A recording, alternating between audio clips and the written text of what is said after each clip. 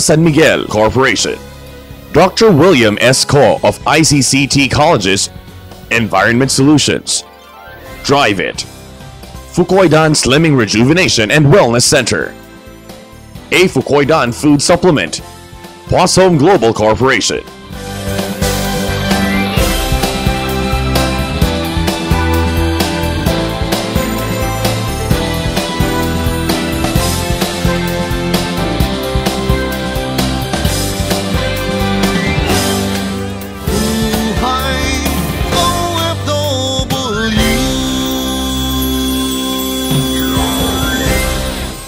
Sa bawat paglalayag may balakid na katapat, pero sa bawat suliranin may kapwang handang dumamay. Naging kaakibat ang ating mga OFW ang mga suliranin sa kanilang pakikipagsapalaran sa ibang bansa. Pero marami pa rin sa atin na handa at buo ang loob sa pagtulong sa kanila. Magandang gabi po sa inyong lahat. Ako ang inyong ate Marisa Dalmar at ito ang Buhay OFW. Buhay OFW, pangarap mo'y matutupad. Sa iyong pagsisikap, ang araw ay sisikat. Buhay OFW, bayani ka ng totoo. Dapat kang purihin ng bawat katulad ko.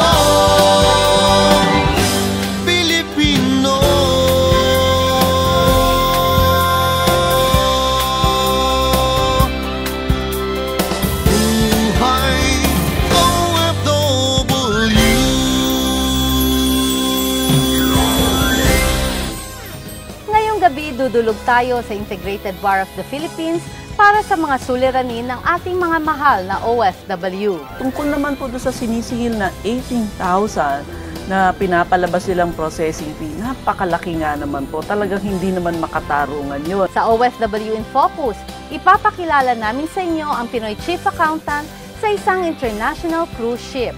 Ang mga Pinoy kasi very persevering, so very dedicated. At sa trabaho abroad, sigurado, aralin natin ang bansang Cyprus. Ang lahat ng yan sa pagbabalik ng Buhay OFW. Mag-I-remit, I-remit, may ngiti sa bawat padala. I-remit, mag-I-remit. Nandito po tayo sa iRemit. Tandaan po natin sa iRemit, may ngiti sa bawat padala. At syempre, kasama natin ang presidente ng iRemit, si Presidente Haris Edsel Hasildo, or tinatawag po nating Kapatid Hadja. Magandang gabi muli. Magandang gabi, kapatid na Marisa. Ayan, pag-uusapan natin ang serbisyo ng iRemit. Pag-usapan natin ang iRemit Visa Debit Card. Anong ibig sabihin nito? Ang debit card ay... ang prinsipyo ng debit card ay kailangan maglagay ka muna ng pondo mo para magamit mo ang debit card. Ang debit card ay pwedeng magsilbi na parang ATM card, meaning to say magwi-withdraw ka sa kahit anong ATM sa Pilipinas or kahit sa amang mundo, at pwede mo rin itong gamitin sa shopping o sa restaurant pag ikaw kumakain dahil ito ay powered by Visa. Powered by Visa. Pero ang ibig sabihin, kapatid, kinakailangan meron kang savings mo na inilagay mo doon sa card na yan. At ito naman, ang gagastusin mo, every time you have to shop or magpapadala ka, ito ang gagamitin mo. Correct? Tumpak. Magagamit mo lang ang card na to up to the amount that is loaded on your debit card. Oh, so kung malaki, magagamit mo yon ng malaki rin. Malaki rin. Pag-usapan natin, meron ba itong mga charges every time na gagamitin mo? Kung ito ay gagamitin mo sa shopping or as a card to purchase or to acquire something, walang charge yan.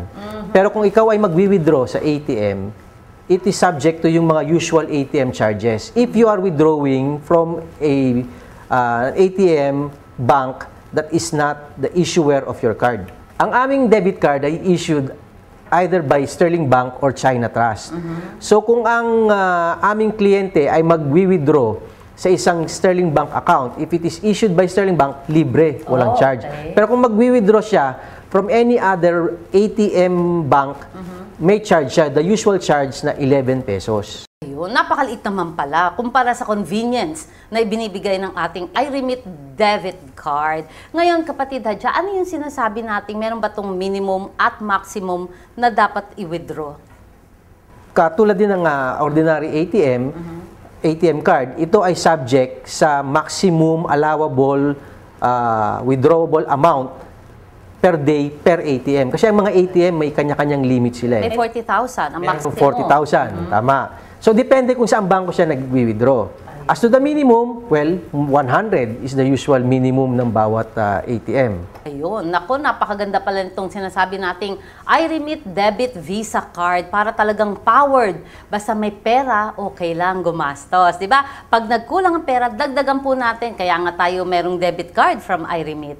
Naku, magbabalik pong muli ang iRemit, may ngiti sa bawat padala. Mag-iRemit, iRemit, may ngiti sa bawat padala. iRemit, iRemit, mag-iRemit. Nakakalungkot kapatid na Marisa na yung mga kapatid namin sa propesyon ay gumagawa ng ganito. Hindi natin malaman kung sa mahigpit na pangangailangan, pero hindi po dapat.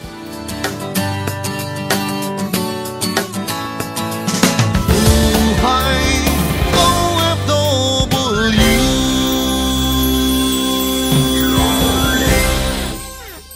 San Miguel Corporation. Dr. William S. Ko of ICCT Colleges, Environment Solutions. Drive It. Fukoidan Slimming Rejuvenation and Wellness Center. A Fukoidan Food Supplement. Possum Global Corporation.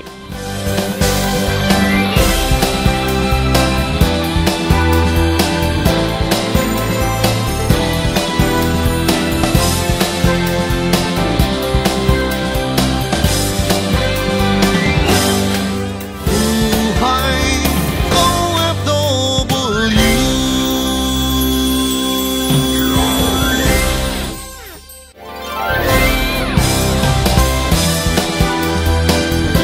Mga kapatid, narito po tayo ngayon sa Integrated Bar of the Philippines at kasama po natin si Attorney June Ambrosio. Siya po ang Senior Deputy Director ng IBP Legal Assistance Unit para magbigay ng libreng payo para sa ating mga OFW na may hinaharap na suliranin.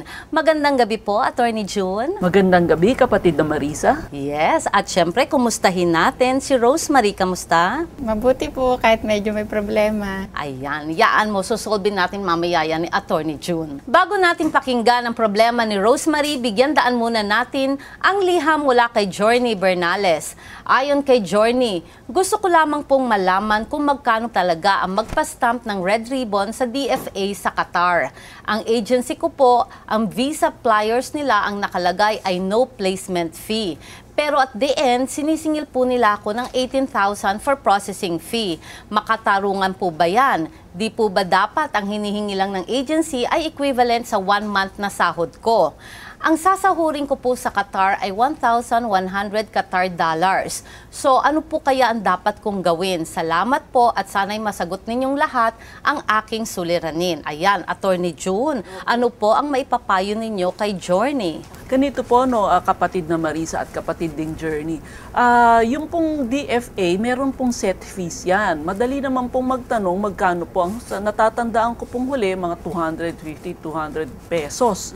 Lang naman yung pagpapalagay ng ribbon para papadala sa ibang bansa.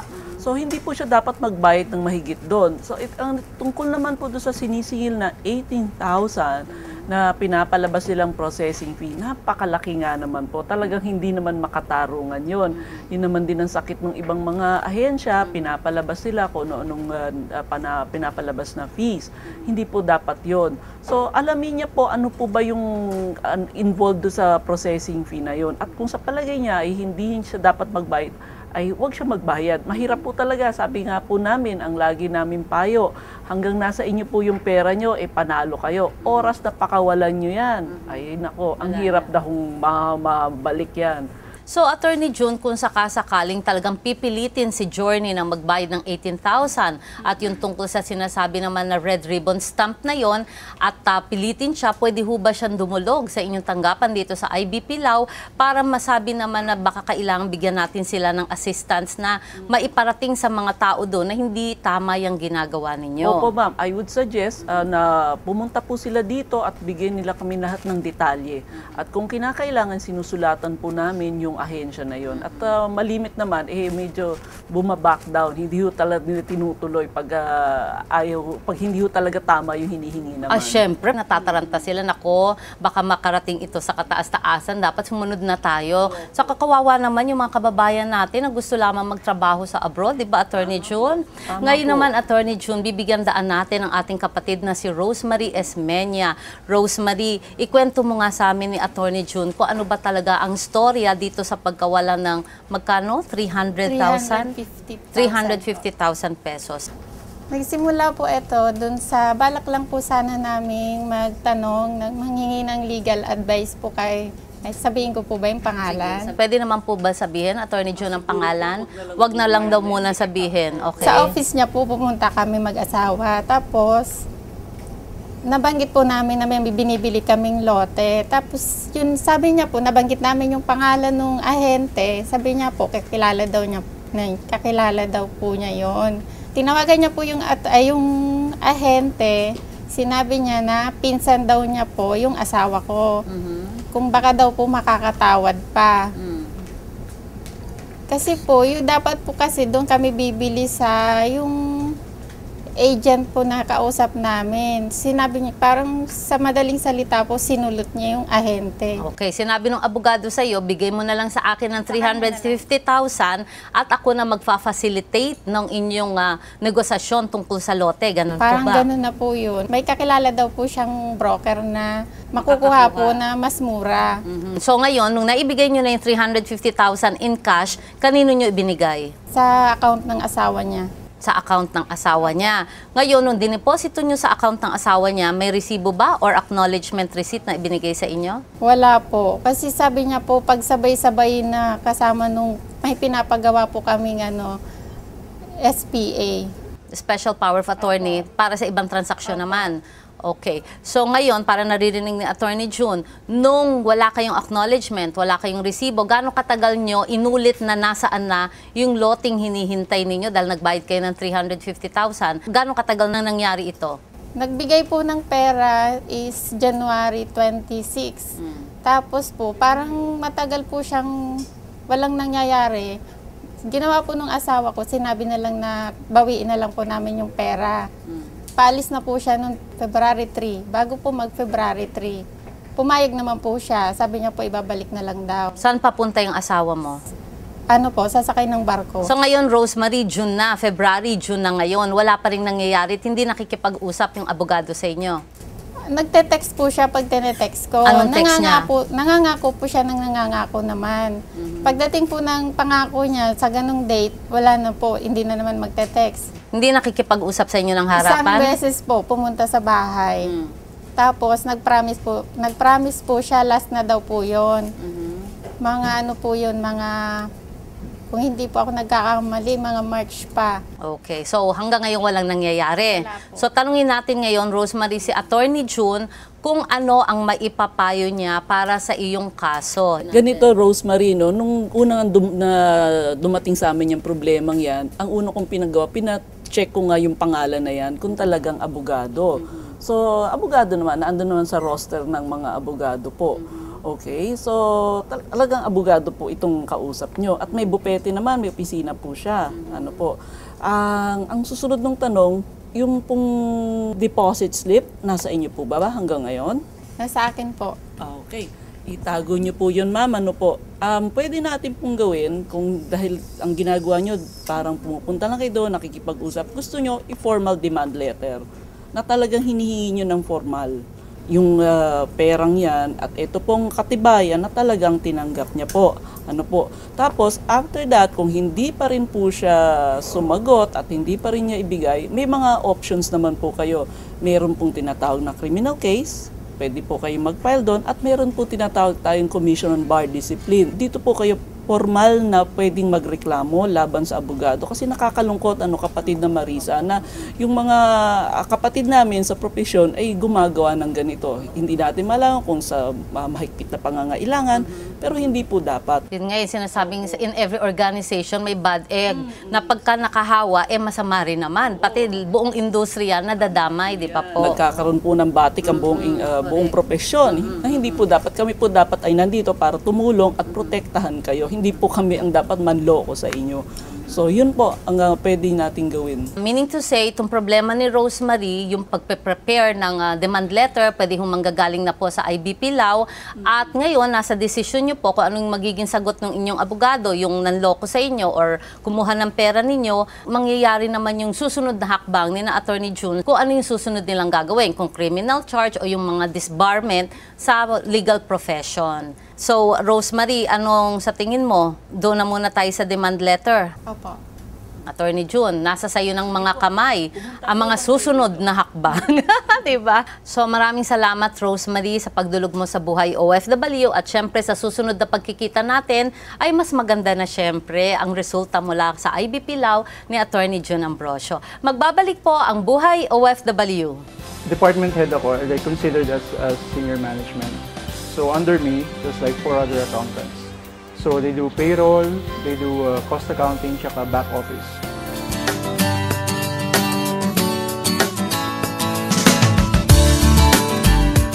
Buhay OFW.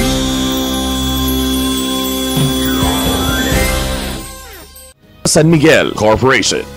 Dr. William S. Ko of ICCT Colleges, Environment Solutions. Drive It. Fukoidan Slimming Rejuvenation and Wellness Center.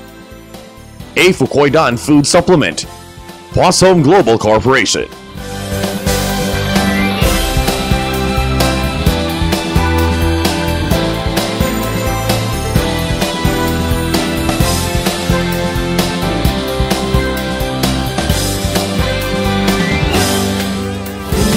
Buhay OFW.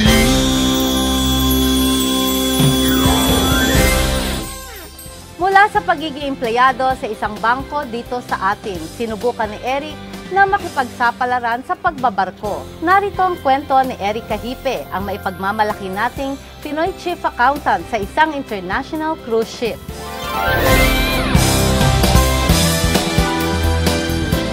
Maganda ang posisyon ni Eric sa pinagtatrabahuhang bangko dito sa Pilipinas. Ngunit hindi pa rin niya maiwasang subukan ang tawag ng pangingibang bansa. Sa bank, I started in IBG, so international banking, so import-export transactions. Cook sa barko ang tsuhin ni Eric.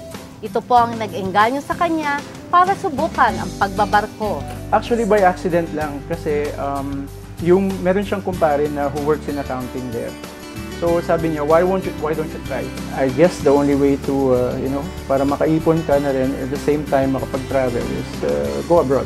Hindi naman pinagsisihan ni Eric ang desisyon niya magtrabaho sa barko. Financially, well, now since I just did my 10 years, so I was able to purchase 2 cars and then I got my own place and then nakasadya rin ako ng mga like parcels of land and konting ipon sa bangko. It's very rewarding. Personality-wise, well, I met a lot of people, especially yung mga ibang cultures, which is very enriching kasi hindi mo alam kung paano sila yung ugali nila. So as you go along, nakikita mo iba-iba yung timpla ng tao. It makes you more mature. Hindi kagaya ng karamihan, walang naging problema si Eric sa pag-a-adjust sa bago niyang mundo. For me, I mean, alone ako, wala pa naman akong family. So, wala akong naiwan dito. So, pag-alis ko, so it's just myself. So, mas madaling naka-adjust. 10 taon na nagtatrabaho sa barko si Eric. Nagsimula siya bilang accountant. Matapos ang 7 taon, na-promote siya bilang chief accountant. Yung confidence tsaka yung maturity, mapapansin at mapapansin ka naman eh. It's either mapansin ka or mabypass ka. So, it so happened, I just made it clear na interested naman ako sa professional growth. Plus, I mean, nung nakita nila na ready na ako, so they offered me the position. Para kay Eric, kumpara sa ibang lahi, angat ang Pinoy pagdating sa sipag at tiyaga sa trabaho. Ang mga Pinoy kasi very persevering, so very dedicated. Sa trabaho, I mean, tayo tuloy-tuloy lang. I mean, kasi siguro sa culture din natin, hindi tayo nagsasabi na hindi ko na kaya. as much as may trabaho, I mean, kakayanin mo para, I mean, to please the boss, of course, and then plus yung suklihan mo lang yung tiwala na binibigyan mo sa'yo. Alam ni Eric na hindi panghabang buhay ang ganitong trabaho, kaya naman malinaw ang kanyang mga plano. I can start my family kasi tumatanda na rin tayo. And then, put up a small negosyo kung suswertehin, and then settle down na lang talaga dito sa Pilipinas. So, yun naman talaga yung goal natin. Narito ang payo ni Eric sa mga nais makipagsapalaran sa cruise ship. Ang mapapayo ko lang sa kanila, siguro dapat unang-una, dapat yung trabaho mamahalin mo kasi yun ang importante. Pangalawa, always give your best, yung dedication sa trabaho, and para, I mean, for professional growth na rin, tsaka para sa mapansin ka ng mga boss mo. Yun. And lastly, siguro, hindi naman ang goal natin, kaya tayo nandun, is para makapag-ipon. So, ipon lang ng ipon until na may enough ka na para mag-start ka ng sarili mong negosyo o kaya you can pursue some other dreams na gusto mo.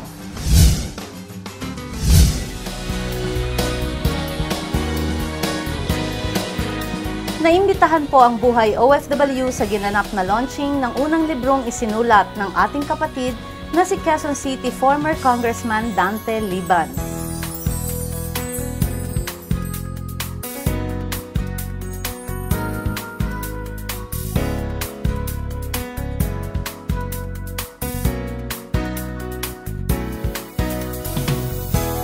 Ang Touch Me Not po ay tumatalakay sa kasaysayan ng Japayuki trade sa pagitan ng Japan at ng ating bansa. Dinaluhan ang nasabing pagtitipon na mabuting mayor ng lungsod ng Quezon na si Mayor Herbert Bautista, kasama po ang ating Vice Mayor ng Quezon City na si Vice Mayor Joy Belmonte.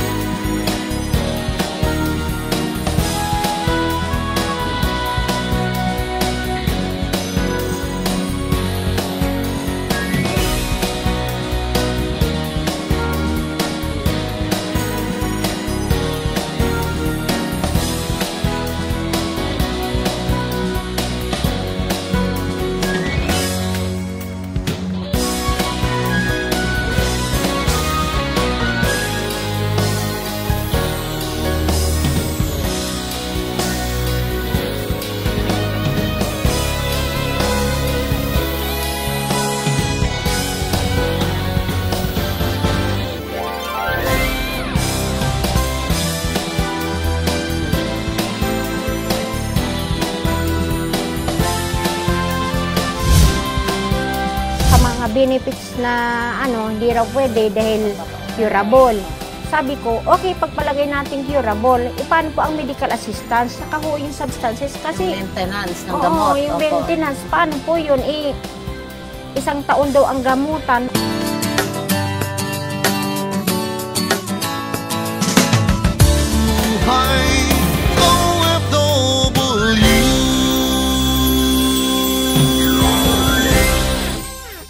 San Miguel Corporation.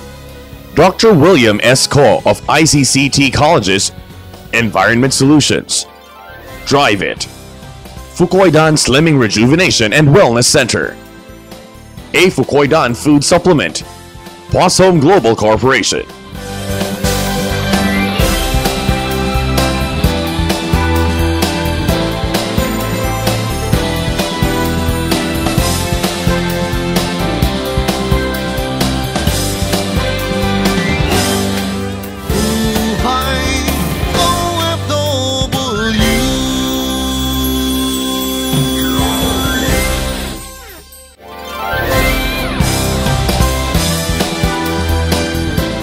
Nagbabalik po ang Buhay OFW at kasama po natin ngayon si Attorney June Ambrosio, ang Senior Deputy Director ng Integrated Bar of the Philippines Legal Assistance Unit. At kasama rin po natin ang ating kapatid na si Nora Pulmones para sa suliranin ng kanyang asawa na nanggaling sa Algeria. Kamusta na po, Nanay Nora? Mabuti naman po. Naku, nalungkot naman ako sa itsura ni Nanay. Nanay Nora, bago mo ikwento sa amin ang suliranin ng iyong asawa, bigyang daan na muna natin ang panawagan ng ina ni Von Tyrell. Tumawag po ang ina ni Von Tyrell sa atin mula sa Qatar dahil natatakot daw po siya sa sitwasyon ng kanyang anak. Si Von Tyrell po ay nasa Dubai ngayon. Ayon kay Garnet Luna, ang ina ni Von Tyrell, sinasaktan daw po si Von Tyrell ng kanyang amo at wala po siyang pahinga sa trabaho at nagpupunta po siya sa kanyang agency para humingi ng tulong pero ibinalik din po siyang muli sa kanyang dating amo. Nagkasakit na po si Von doon. Nais na sana nilang mapauwi si Von mula sa Dubai. Ngunit nung nag-check sila ay blacklisted pala ang agency sa Dubai. Hindi na nila makausap si Von ng maayos. Pinsan niya po sa Abu Dhabi ang nakakausap na lamang ng kanyang ina na si Aling Garnet. Ngayon naman po ipakinggan natin na may papayo ni Attorney June Ambrosio para po kay Von na nasa Dubai ngayon. Attorney June? Kapatid na Marisa, ang masasabi ko po ay pumunta sana si Nanay Garnet sa UMWA at pwede po siyang humingi ng tulong doon upang malocate at matulungan yung anak niya. Kung hindi pa rin siya papakinggan, ang balita ko ay sa sobrang dami po ng trabaho ngayon ng DFA, eh lumalapit po dito sila. Pinapabalik namin dito kung sila'y personal na hindi pinapakinggan at kami po ang tumatawag. At naintindihan ko naman sa mga naging karanasan namin, mas nabibilis kahit papano pag nanggagaling po dito yung tawag po. Yes, kasi alam nila may tumututok, di ba po? Ayan. Ang payo po ng ating kapatid na si Attorney June Ambrosio, Nanay Garnet, ay pumunta po kayo sa OMWA para po makapagreklamo. Ngayon, kung talaga pong hindi kayo pakikinggan, ready naman po ang IBP Law ni Attorney June para po kayo itulungan. At syempre, pararating natin sa DFA para mas mabilis, di ba po? Kasi nakatutok ang IBP Law sa inyo pong kaso. Ayan po, Nanay, sana po'y nasagot natin sa Buhay OFW ang inyo pong problema. Narinig po natin ang payo ni Attorney June para kay Aling Garnet at Von Tyrell. Ngayon naman po, Nanay Nora, maaari mo ba ikwento ang problema na iyong asawa na si Geoffrey?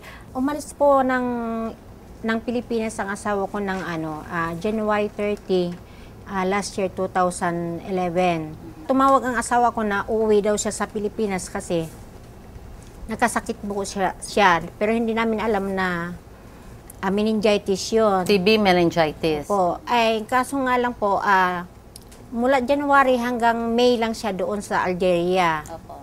Nung sinabi na ng kumpanya sa akin na uuwi siya,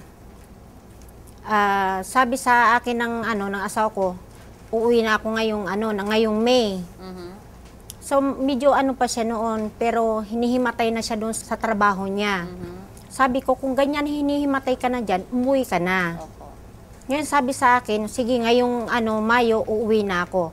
Dapat uwi siya sa bahay ng May 30. Siyempre, inantay ko naman din na May 30, uwi siya sa bahay. Pagdating po sa airport, inaantay ko sa airport, hindi po siya dumating.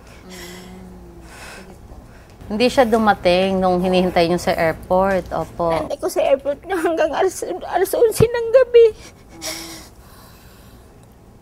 May 30. Nung May 30, tapos po, nung June 3 ko na nalaman na nasa Dubai, inupira na pala siya. Sige po. Relax lang po. Nung nalaman ko po nung June 3 na nasa Dubai po siya sa ospital ng Dubai, siyempre, gabi-gabi tinatawagan ko yung ospital kung paano ang asawa ko, kung anong kalagayan. Sabi po ng doktor, okay naman daw na opera na raw siya. Sabi ko, bakit niyo inopera na? Hindi ko po alam. Tsaka hindi niyo na sabi sa akin na naandyan na pala sa kamay niyo. Pumunta po ako ng OWA, tapos sabi ko sa doon, inabot ako ng alas 12 ng gabi doon na tinanong ko nasaan ang asawa ko. Hinanap nila ngayon, yung pala nandoon sa nasa ospital na. sabi ko, bakit ho ngayon nyo lang sinabi sa akin? June 3 na, June 30 kaya na ano siya. May 30, dapat nandito na siya May sa 30 Pilipinas. Na, ano siya na umuwi sa Pilipinas. Ay ngayon, sabi ko sa kanila, gabi-gabi ko tinatawagan yung nurse nila. Sabi ko, kailan ang uwi? Sabi ko, bakit ang tagal yata? Yung pala, talang pinaano pala dahil inopera sa dahil bumaksak meningitis na. niya. Opo, bumaksak siya. Yung pala, hindi na rin pala siya nakakilala ng ano. Hindi na nakakakilala. Hindi na niya kami kilala. Pati mga anak namin, hindi na niya kilala. Tapos nung umuwi po dito nung July 8, pinaano na dito, para ho siyang kalansay na naka-wheelchair na inuwi dito.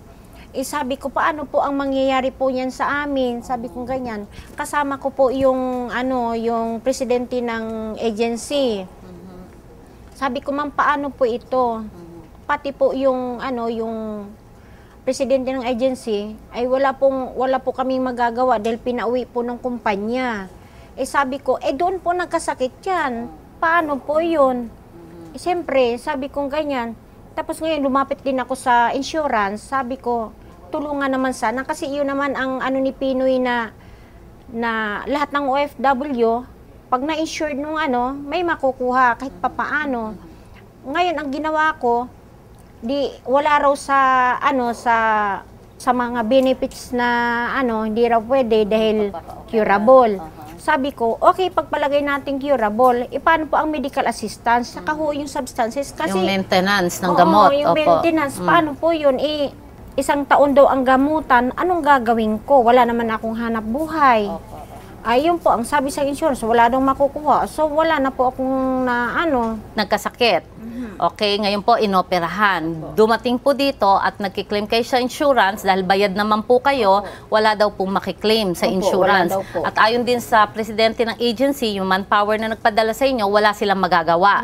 Tanungin po natin, Nanay Nora, si Attorney June, kung ano po yung kanya maipapayo sa atin. Nanay Nora, ganito po, yung insurance niyo po, tama po kayo. Dapat sumagot yan, hindi lang po dapat sa pagkakasakit, kundi pati dun sa mga pagpapagamot. Di ba? So, yung yung insurance na yan, pwede po nating sulatan. Dali niyo po sa amin yung kontrata, andun po naman yung mga covered. At sa kwento niyo naman po, nakikita naman po natin, kapatid na Marisa, na yung sakit ay nanggaling dahil sa kanyang trabaho, iron worker po siya, tipo ba? So yun po ay naging resulta ng kanyang pagtatrabaho. So meron pong liability ang kumpanya. So bukod doon sa insurance, pwede po tayo humingi ng tulong din sa OWA. Tingnan po natin kung anong pwede nating hingin doon. Kasi covered naman po yan. Attorney June, may papayo niyo po kay Nanay Nora, dalhin lahat ng papeles at kayo po ang bahalang tumulong sa problema po ng ating si Nanay Nora para naman kahit papano ay matulungan, lalo na yung maintenance. I'm sure napakabigat nun. Lalo't medyo sobrang ang payat, kailan makakain na medyo masustansya, di ba po Nanay? Opo. Nasaan po kayo ngayon nakatira? Sa Antipolo po kami nakatira ngayon. Ilan po anak nyo? Bali 5 po ang anak namin. May nagtatrabaho na po? Sa ngayon po, yung bali pangalawang anak ko lang po ang nagsusuporta sa amin. Nasa Antipolo siya ngayon nagtatrabaho. Ay yung mga anak po namin 4, nakahinto po. Nakahinto. Dahil nga po tumigil si Tatay Geoffrey. Opo. Diyaan nyo, Nanay. Sa tulong po ng IBP Law, ni Attorney June Ambrosio, makikipag-ugnayan sila sa OWA at tayo rin po sa Buhay OFW kasi parati naman po tayo ng pagbibigyan ng OWA in fairness. Ngayon, siguro, may mga kasong ganito nga po kaya talagang kailangan medyo susuportahan na tayo ng IBP Law. Nanay, maraming salamat po sa pagdulog po ninyo sa Buhay OFW at makakaasa po tayong tulong-tulong po tayo para po ma-solve ang inyong pong problema. Maraming salamat po. Attorney June, meron po ba kayo idadagdag sa problema ni Nanay Nora? Opo. Dun sa sinabi niyo po na nangangailangan kayo ng tulong, pwede niyo po rin rapitan ang PCSO. Hindi lang naman po OWA lang o yung insurance, pwede po rin yung sa problema nyo, lumapit po kayo sa DSWD o sa PCSO. Tama. DSWD, Department of Social Welfare, sa PCSO at sa PAGCOR, nagbibigay din po sila. Ayan. Pero syempre, ang talagang number 1 nga dyan, sabi nga ni Attorney June, ang OWA, lalapitan din natin. Nanay Nora, marami pong salamat sa pagdulog nyo sa Buhay OFW. Maraming salamat, Attorney June, sa oras na binibigay nyo lagi ang buong IBP Law para sa ating programa para makatulong sa mas nakararami nating OFW. At maraming salamat din, kapatid na Marisa, sa pagkakataong binibigay niyo sa amin para makatulong sa ating OFW. Yan. Naku, maraming salamat po sa inyong lahat at magbabalik po ang Buhay OFW. Kailangan hard work doon kasi ang mga European, very expressive sila. Pag galit sila, sinasabi talaga nila. So, pag ikaw medyo sensitibo, mahirap.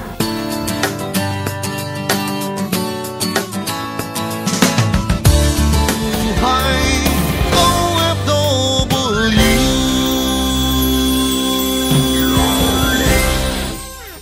San Miguel Corporation.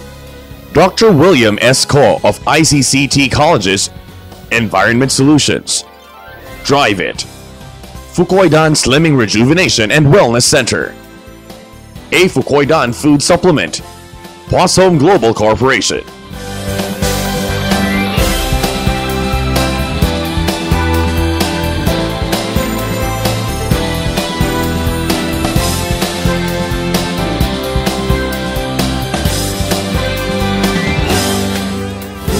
Buhay OFW.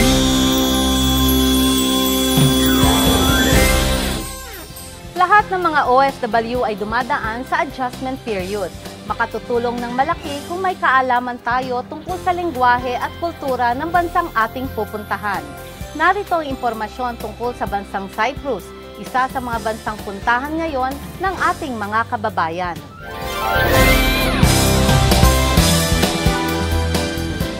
Siguradong maninibago tayo pagdating natin sa bansang Cyprus. Parang yung mga nasa Roman movies, ganyan.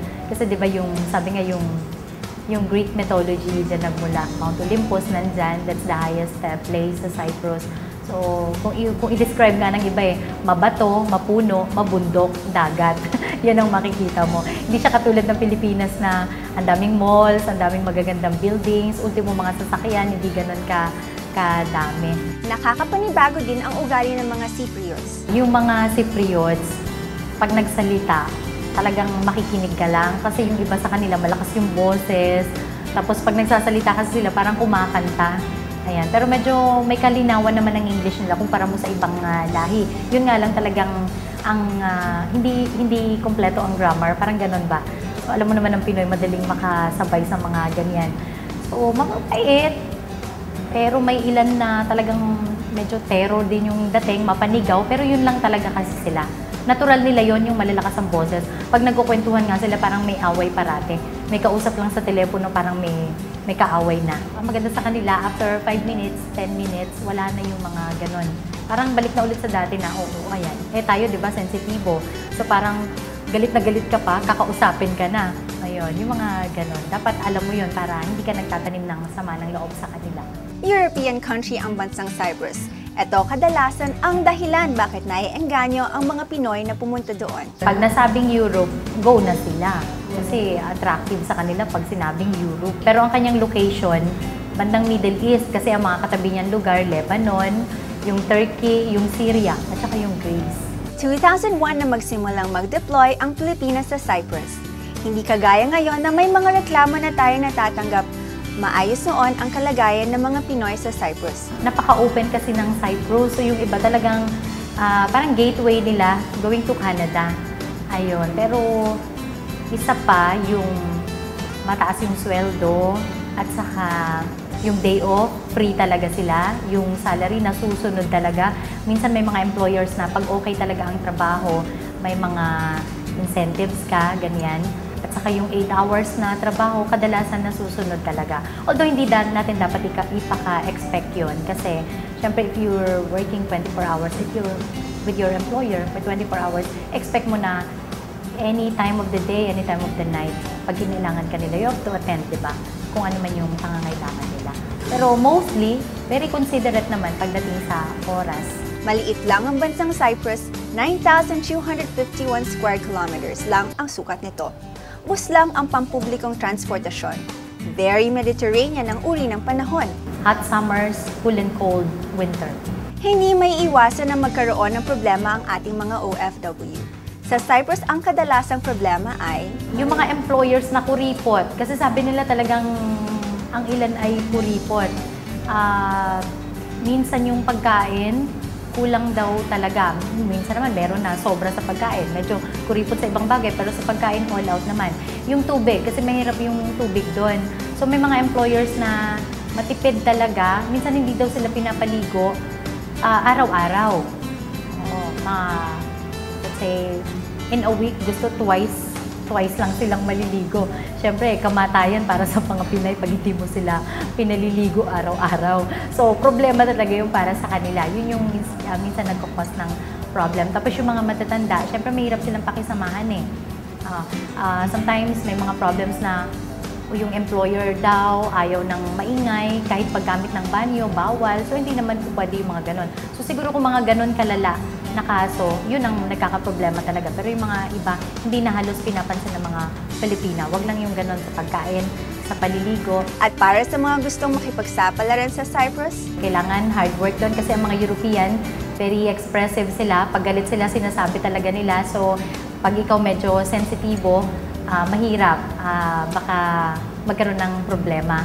And sila rin ay medyo malakas ang boses kapag nagsasalita. So, yun yung mga kailangan kahit papaano ready tayo para maging maayos yung pagtatrabaho sa ibang bansa, especially sa Cyprus.